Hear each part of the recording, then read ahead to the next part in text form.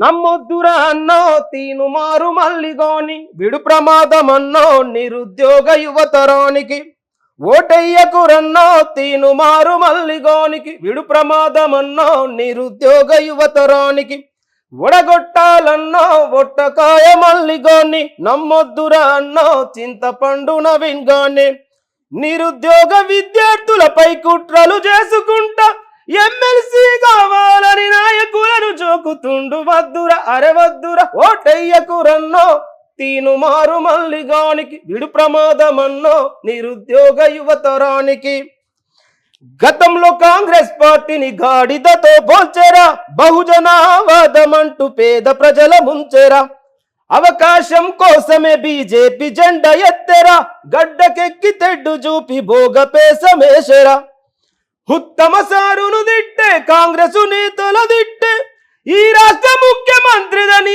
ఇంత పొడుగా అన్నోడు వద్దుర అరే వద్దుర ఓటయ్యకురన్నో తీను మారు మల్లిగానికి విడు ప్రమాదమన్నో నిరుద్యోగ యువతరానికి వీడి అంగిలాగు సిద్ధాంతం అంటూ బిచ్చమెత్తెరా బినామీల పేర్ల మీద ఆస్తులు కూడా పెట్టెరా 7200 ఉద్యమం ఎటువాయరా రీకాలింగ్ సిస్టమ్ అంటూ నీతులు వల్లించెరా పూటకొక్క పార్టీ మార్చి గడికొక్క గండు వేసి ఊసర వెళ్ళి లెక్క రంగులు మార్చేటోడు వద్దురా అరే వద్దురా ఇది నా ప్రజల్ని జాగృతంగా అమ్మన్నాను. కరెక్ట్గా ఈ వట్టకాయల భాష లేదు, వట్టకాయలు అంటారు ఏంటి అంటే నాకు తెలియదు అసలు దాని పూర్తి విషయం ఇప్పుడు తిన్మర్ మల్లన్న గారిని అడగాలి. అయితే ఆయన ఉన్న పేర్లు ఎన్ని ఉన్నాయో ప్రజల నుంచి కానీ ఆయనకి ఎన్ని పేర్లు అవుతున్నాయో చింతపండు నవీన్ అన్నారు, చింతపండు నవీన్ పేరు మెన్షన్ చేసిన తర్వాత తిన్మర్ మల్లన్న పేరు అంటే నా ప్రజలకి ఈయన ఏ పేరుతో దగ్గర అవుతాడో అన్ని పేర్లు మెన్షన్ చేసిన. ఉట్టకాయ అంటే ఈయన ఏదో మన మార్నింగ్ న్యూస్ లో లైవ్ చెప్తున్న తరంలో జ్యోతిష్యుని అడిగిండు నా పేరు చెప్పానంటే ఆయన చెప్పిండు ఒట్టకాయ అన్నాడు. అచ్చా ఇది కూడా ఇందులో ఒక పేరు కావచ్చు అని రాసి అంతకు మించి నాకేం తెలియదు. దాని అదేంటో కూడా ఇక తిన్మర్ మల్లన్న అడిగితే తెలుసు. రైట్, మీ ఇద్దరికైతే పాత పగలేం లేవుగా? మాకేం పగలేదు అంతే కదా. ఓకే రైట్, అంటే ఎందుకు అంటే ఇంత ఈ పాటని మీరు గతంలో కేసీఆర్ గారి కోసం కూడా ఈ పాట రాసినట్టున్నారు అప్పుడు ఇదే పాట. కేసీఆర్ మీద కూడా అనేక పాటలు రాసి. అవును అవును అవును, ఇదే ఈ పాట బాగా అప్పుడు కూడా బాగా ఎలక్షన్ల కాలంలో నేను బాగా విన్న పాట ఇది ఒకటి. రైట్, సో ఏంటి అంటే నిరుద్యోగుల కోసం కొట్లాడింది తిన్మర్ మల్లన్న కూడా కొట్లాడిండు. మరి అలాంటి వ్యక్తి నేను నిరుద్యోగులకు ప్రమాదం ఈ మల్లన్నని ఎలా అన్నారు మీరు? ఇప్పుడు ప్రభుత్వం ఏర్పడ్డ తర్వాత 5 నెలలు గడుస్తుంది కదా, 100 రోజులు కంప్లీట్ అయిపోయింది కదా. మరి నిరుద్యోగుల ఊసి ఎత్తని ప్రశ్నించే గొంతుక రేపు అధికారం కోసం నువ్వు పదవుల కోసం పాకులాడే సోయి ప్రజల మీద లేనప్పుడు నువ్వు అధికార స్వలాభం కోసం నీ వ్యక్తిగత స్వలాభం కోసమే నువ్వు చూసుకుంటావు కానీ ప్రజల పక్షాన చూస్తలేవని 5 నెలల పొద్దులో క్లారిటీ ఏర్పడ్డది కదా.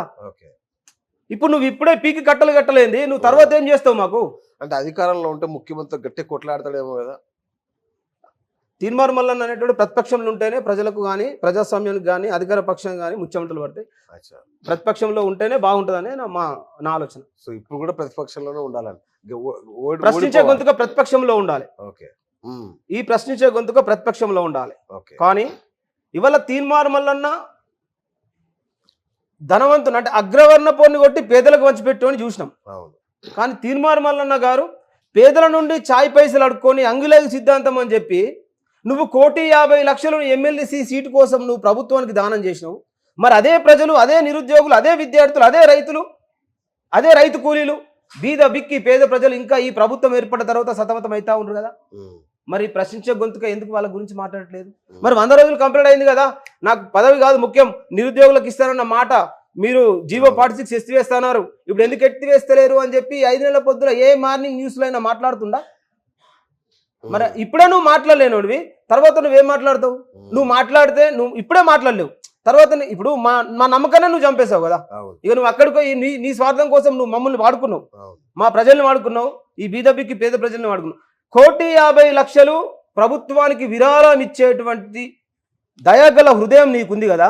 నువ్వు ఈ ప్రభుత్వాల నుంచి ఎన్ని రంగాల్లో ఎంత సబ్సిడీ పొందినావు?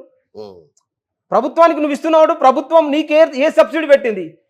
ఈ ప్రజలు కదా నీకు ఇచ్చింది డబ్బులు, ఈ ప్రజలు కదా, ఈ ప్రజలకు సమస్యలు ఉన్నాయి కదా. మరి ఈ డబ్బుని ప్రజలకు ఎందుకు పంచిపెట్టలేకపోయినావు? చాయ్ పైసలు, అన్నం పైసలు మేమియాలే. నెలల నుంచి మా బిడ్డలు సావాల నీతో తిరిగి.